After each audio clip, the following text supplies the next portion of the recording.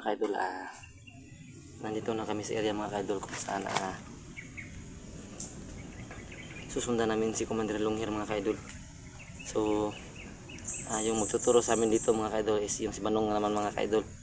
So kasama ko ngayon si 69, si Berserk TV, si G-Chris TV, Aranil Adventure 05 mga kaidol.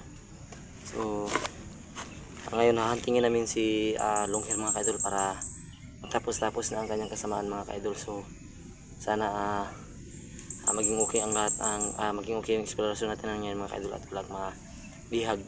So unang-una sa lahat mga kaidol, ako ay nagpapasalamat sa inyong lahat na sumusuporta sa amin, nagbibigay ng mga payo kung ano ang mga dapat gawin namin sa bawat exploration, mga nagbibigay ng opinion. So hindi po kami nasasaktan sa mga sinasabi niyong opinion minsan sa amin mga kaidol, dahil alam naman namin na kung ano yung ginagawa namin, yung nakikita nyong mali, so tinatama nyo lang. So maraming salamat dyan mga kaidol. So shout out sa lahat ng sumusuporta sa amin mga kaidol, sa inyong lahat. Maraming salamat sa inyong suporta sa amin na binibigay, na palagi kayong nanonood sa mga videos namin. So don't skip ads mga kaidol, isang malaking tulong na po yun sa amin mga kaidol. So sana maging okay ng lahat mga kaidol para makapagpahinga naman tayo mga kaidol. So itong lugar ito mga kaidol, nakapunta na kami dati dito mga kaidol, pero sabi ni Banong dito daw kadalasang pumupunta si Commander Longhir, lalo na kunti na lang ang kanyang mga tauhan. So balik kami dito ngayon mga kaidol dahil ito yung lugar na tinuturo ni Banong sa amin, yung Sigpit mga kaidol. So sana maging okay ang lahat ng exploration natin ngayon.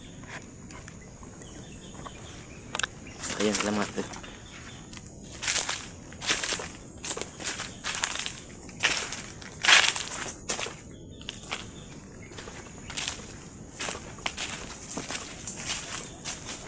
So mga kaidol, ito yung lugar natin ito kami. So huwag kayong mag-alala mga kaidol, dahil yung mga sinabi niyo sa amin na maglagay kami ng holy water, asin, at ano pa yung isa yung ang tawag yung punyal. Nandito sa bag ko yung punyal mga kaidol. Yung baril ko nandito na naman, lagyan ko ng holy water at asin mga kaidol.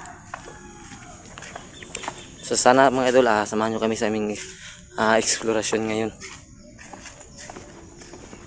So yun si Banong mga kaidol.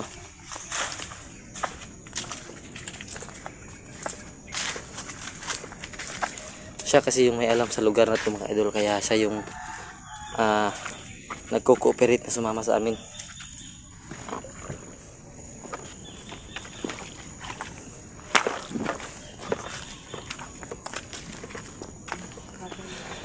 Laban lang 05.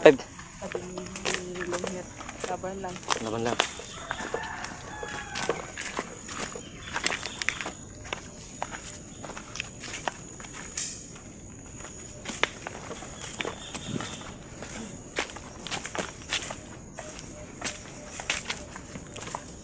So syempre mag-iingat pa rin tayo mga kaidol, dahil kahit kunti na lang sila. So alam naman natin lahat na si Rodney, o mas kilala natin sa tawag na Longhir, makapangyarihan mga kaidol. So sana mahuli na natin siya mga kaidol.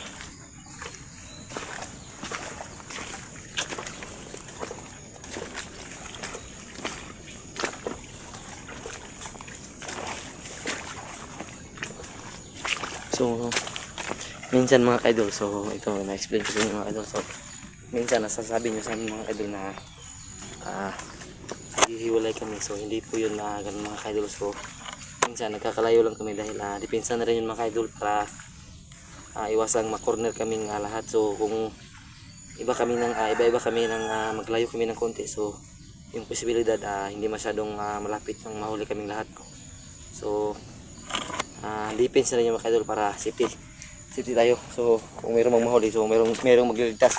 Ano na lang kung lahat kami mahuli mga kaidol. So sana maintindihan nyo yung mga sitwasyon namin mga kaidol.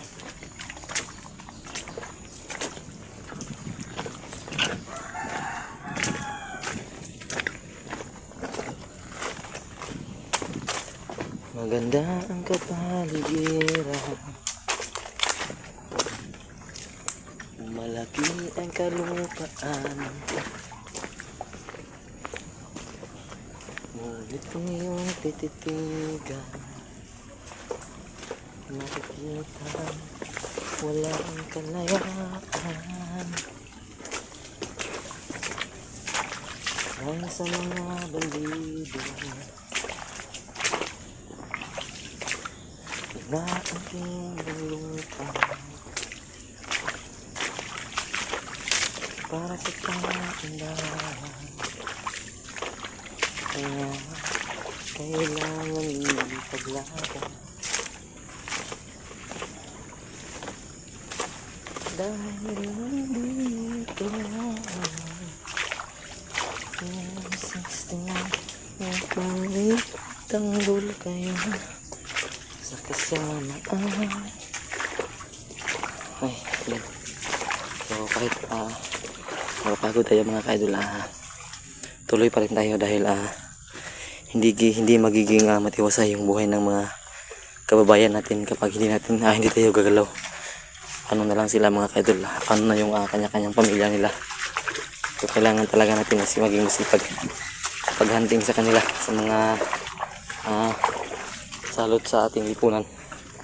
So tulad nga sinabi ng awitin ko na kung babuguhin kung hindi lalaban. So yan, kaya nga ang naging mission namin mga ka-idol, hindi basta-basta, dahil hindi basta-basta namin pinapatay yung mga nahuhuli namin. Binibigyan pa namin ng pagkakataon na magbagong buhay. So yung si Maskara mga ka-idol, tinuluyan na namin yun dahil alam namin sa aming sarili na pinasukan na yun ng demonyo na hindi na kayang baguhin. So hindi talaga iwasan mga ka-idol na mahuli sila.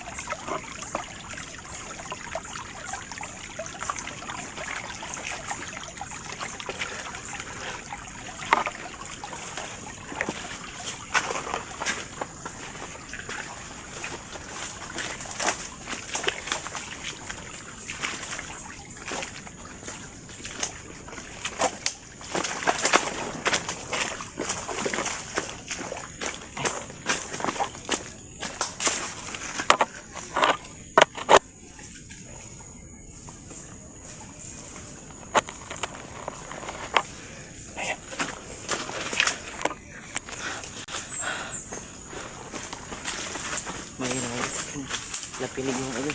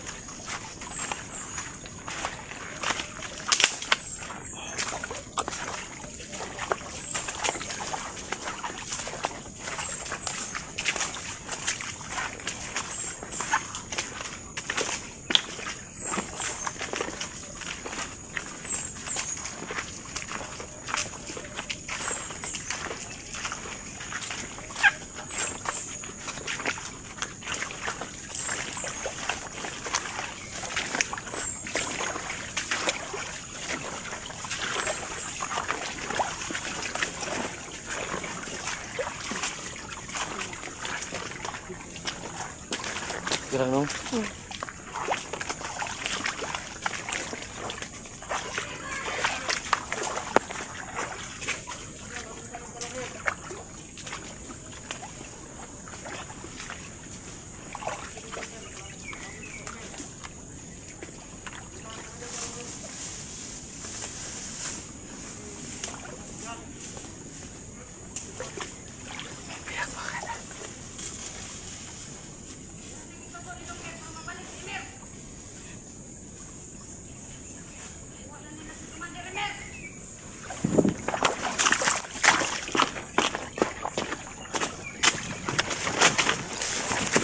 Ay, sila na ito. May bagong biyak.